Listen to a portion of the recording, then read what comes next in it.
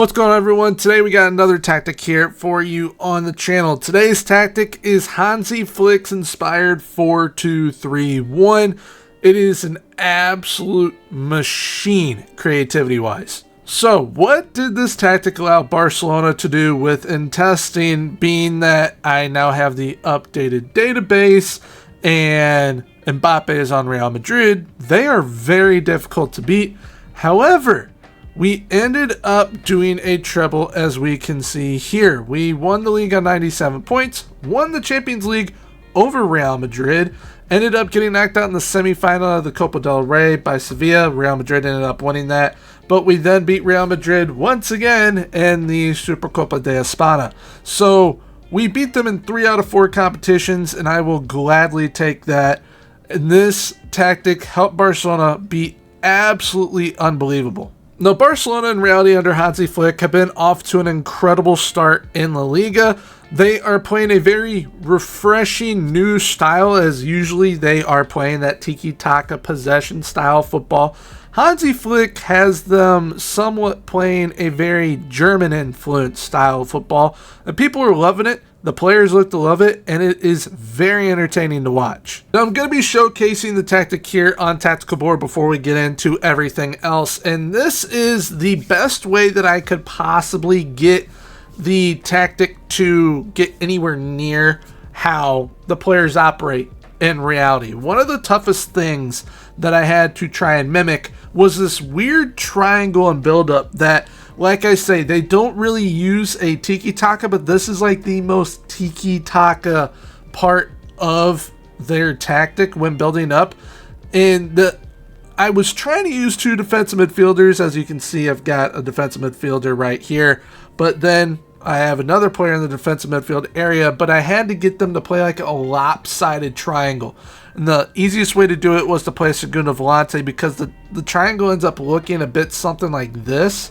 Sometimes even like this. It's a bit weird and wonky, but it worked, and it was absolutely fantastic. But we've got an advanced forward up top, 2 inverted wingers, an attacking midfielder. You see that attack is a bit asymmetric. There is a reason for that, which I will get to in a moment. Then we got a Segundo Volante, defensive midfielder, 2 wingbacks, 2 ball-playing defenders, and a sweeper keeper. Now, these wingbacks play very, very wide. They supply the width, and they essentially play with a back 2. Now, Xavi, when he was at Barcelona, he liked to play with a back 3. He would have someone drop down, but Hansi Flick been playing with a back 2. This defensive midfielder can sometimes drop down and play with that back 2 at times, but majority of the time he is kind of like a pivot. So the wingbacks are going to be supplying the width due to us having inverted wingers, and the inverted wingers very, very good in this attack. It allows for very good link-up play as well. Now, the advanced forward is asymmetric in this, along with the number 10, the attacking midfielder. The reason being is because I couldn't get the attacking midfielder to operate how I needed to operate, as well as the advanced forward. So I had to offset them to get them to play how I need them to, because in defense, the advanced forward will kind of drop down in reality. So Lewandowski will drop down and kind of play a little bit deeper with Dani Olmo, and then these inverted wingers stay a little bit higher up. That's kind of what I was trying to do to implement it, but also in attack, they kind of operate like 2 strikers. So that is what I was trying to aim for with this, and thankfully I was able to implement it, kind of mimic it in a way. But in build-up, how does this tactic work? You got that advanced forward going up. The inverted wingers are going to cut in. Those wingbacks supplying the width out wide. They stay very wide. You then have the Segundo Volante coming up, attacking midfielder coming up, defensive midfielder coming up. Still kind of keeping that weird triangle, that offset triangle in a way, but also creating somewhat of a box between the advanced forward, Segundo, defensive midfielder, and attacking midfielder. Then you have the ball-playing defenders come up as well, and they're kind of the safety valves. Now, one thing that is awesome about this system is, due to this box here, people kind of interchange at times. So you'll see maybe the advanced forwards out here and the inverted wingers here, so creates a box there as well. or even vice versa. The attacking midfielders here, inverted wingers here. So it's very creative, very fluid. This is a very fluid and ever-changing, ever-evolving, ever-moving type tactic, and you will have a lot of fun not only implementing this, but definitely watching it. And if you have a very good side that has very good playmaking ability within it, implementing this tactic that you see on screen right now is going to make you love your club.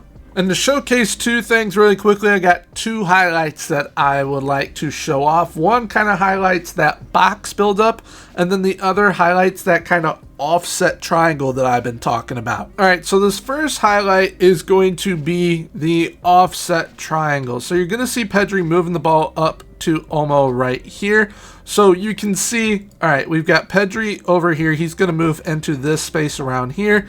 Then we have Frankie de Jong down here. He's that defensive midfielder. Pedri, the segundo volante. Dani Olmo, the attacking midfielder. And eventually Lamine Yamal links back up with Olmo, leading to a goal. But that whole time they were keeping that kind of offset triangle. So it's even in that full-on build-up, even though they're a little bit further back, that triangle is still keeping shape.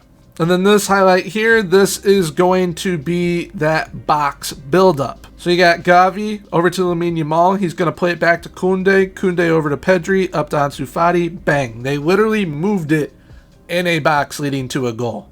And from the IRL version of Hansi Flick's system, those were two key elements I was trying to implement in it. Another is he likes to build up in a 2-4-4 essentially. But due to that segundo volante being a late arriving type playmaker, sometimes he does get more involved in the attack, which kinda creates a 2-3-5 at that point, but a majority of the time it does build up as that 2-4-4. Now before we get into the tactic itself, if you wish to give this tactic a go, it will be linked down below in the description in my Discord. That's where you're going to be able to download the tactic from, within the download section of the Discord. Now, for those who are members, they've had access to this tactic actually since Sunday, and going forward after the tactic on Friday, downloadable tactics will only be available to members of the channel. There will be a link down below in the description to join if you wish to do so. Otherwise, it'll kind of be like the OG days when I was first doing tactics. You got to copy it over from the video, which I go in-depth breaking down everything so you guys don't miss anything. But now, let's go ahead and get into the tactic. So the tactical file name that you'll be looking for is Gormy's 4-2-3-1 Flick the Ball. This is how it ends up looking. We got that advanced forward on attack up top, two inverted wingers on attack, an attacking midfielder on support, segundo volante on support, defensive midfielder on defend, two wingbacks on support, two ball-playing defenders on defend, and a sweeper keeper on defend. Now the advanced forward on attack has nothing added to its instructions. However, the inverted wingers, they both have crosses aimed at center and shoot more often. The attacking midfielder on support has take more risks, crosses aimed at center, roam from position, and move in channels. The segundo volante on support has take more risks, get further forward, move into channels, and tackle harder. The defensive midfielder on defend has take more risks and tackle harder. Both wingbacks on support have cross more often, crosses aimed at center, and stay wider. Both ball-playing defenders on defend were left as is, and that sweep keeper on defend was left unchanged as well. When it comes to the mentality, I chose to go with a positive mentality. Gives you the best of both worlds between attacking as well as balanced. However, you can choose to use any of those three and still be fine. Now, when we are in possession, we have a wide attacking width. We overlap on the left and the right, looking for those overlapping runs from those wide wing backs, and we play out from the defense. Mix crosses in the final third and work the ball into the box. Slightly shorter passing directness and slightly higher tempo. When in transition, we counter press and counter, distribute quickly to the fullbacks and center backs by rolling the ball out. And once out of possession, we have a high press line of engagement, higher defensive line, and more often trigger press. Now, from those instructions, you can definitely see the German gegenpressing type influence on this style of football that Hansi Flick is implementing, because usually tiki-taka is a little bit more slow and methodical, whereas this is a little bit more upbeat, a little bit more at pace. Now, when it comes to a level of a side that you can implement this tactic with, I think you can use it literally with anyone, as long as you have the right players for the right roles, because not everyone can play as a segundo volante, not everyone can play as a ball-playing defender, not everyone can play the style that Dani Olmo does at that attacking midfield slot. But when it comes to tactical tweaks, what are some that I would potentially make if you wish to make them either in-game or move forward with these tweaks to the tactic as a whole? One, if I'm wanting to go a little bit more attacking, I would make Dani Olmo an attacking midfielder on attack. It would instruct him to get further forward or even have him as an advanced playmaker on attack because they can contribute goal scoring wise as well. And if you don't want it to be your number 10 going on attack, then you can have your Segundo Volante go on attack. Yes, they already have the get further forward instruction on this support role when I kind of customized it. That is a generic addition to that role, but it'll allow them to be a little bit more aggressive for you.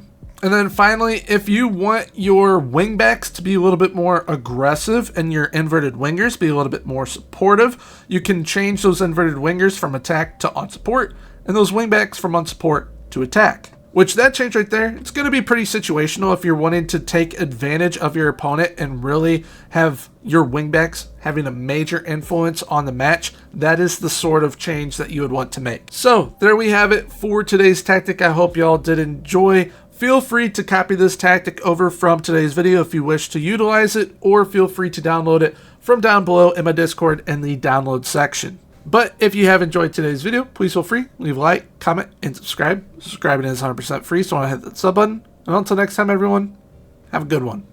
Bye-bye.